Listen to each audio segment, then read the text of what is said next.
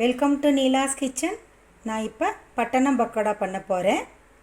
பட்டணம் பக்கோடாக்கு கடலை மாவு 1 டம்ளர், பொட்டுக்கடலை மாவு 1 டம்ளர், பச்சரிசி மாவு 1 டம்ளர், பெரிய வெங்காயம் 2 கட் பண்ணியாச்சு, கருவேப்பிலை, கொத்தமல்லி, 3 சின்னதாக பச்சை மிளகாய் அரிஞ்சு வச்சாச்சு, இஞ்சி 1 துண்டு, பூண்டு 5-6 பல், 1/2 ஸ்பூன் சோம்போட இஞ்சியும் பூண்டையும் கொரப்பாக அரைச்சி எடுத்துக்கிறேன்.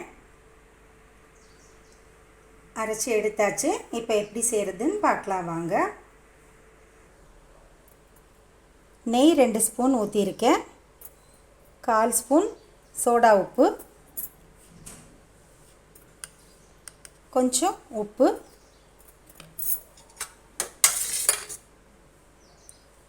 எண்ணெய் கொஞ்சம் விட்டுக்கிறேன்.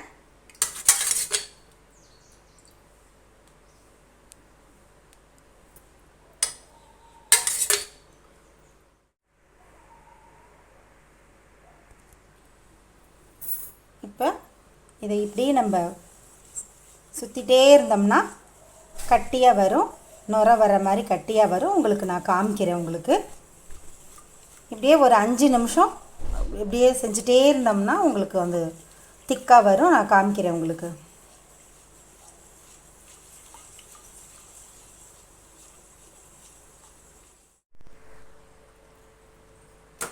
கலந்தாச்சு. இப்போ இந்த சோம்பு, இஞ்சி பூண்டு இடித்ததை போட்டுக்கலாம். வெங்காயம், பச்சை மிளகாய் இது எல்லாத்தையும் போட்டு கலந்துக்கிறேன் நான்.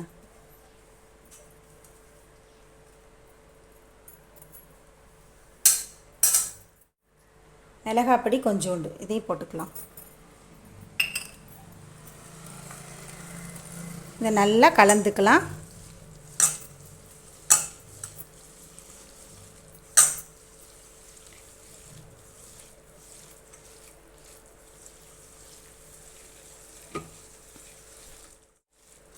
கொஞ்சம் அப்படியே எல்லாம் அந்த உப்பு, சோடா உப்பு, நெய்யில் எல்லாம் கலந்து ஊறி பிசைஞ்ச பிறகு நம்ம இந்த பொடியை போடலாம். பொட்டுக்கடலை பொடி, கடலை மாவு, அரிசி மாவு,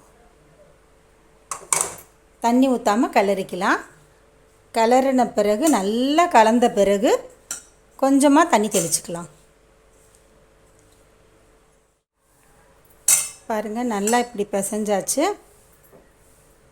பாருங்கள், இதுவே வந்து இந்த ஈரத்துலேயே நல்லா இப்படி பிடிச்சா வருது பாருங்கள். இப்போ நம்ம தண்ணி தெளிச்சுக்கலாம்.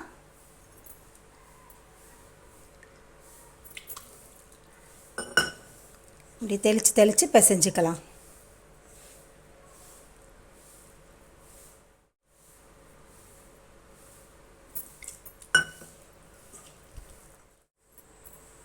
நல்லா பிசைஞ்சாச்சு பாருங்கள். மாவை இப்படி எடுத்து டக்குன்னு இப்படி உருட்டுனா அந்த மாதிரி வரும். அவ்வளோதான். இந்த மாதிரி உருட்டி எடுத்து வச்சுக்கலாம்.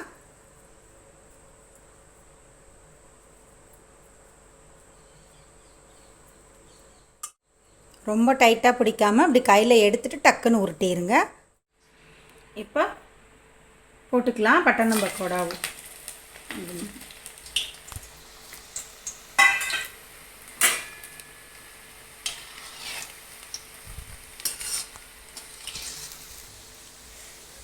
பட்டணம் பக்கோடா ரெடி ஆகிட்டுருக்கு.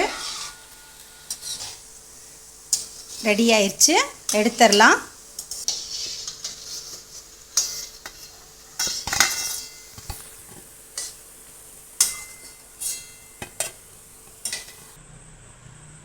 பட்டணம் பக்கோடா ரெடி ஆயிடுச்சு. இதே மாதிரி நீங்களும் செஞ்சு சாப்பிடுங்க. தேங்க்ஸ் ஃபார் வாட்சிங்.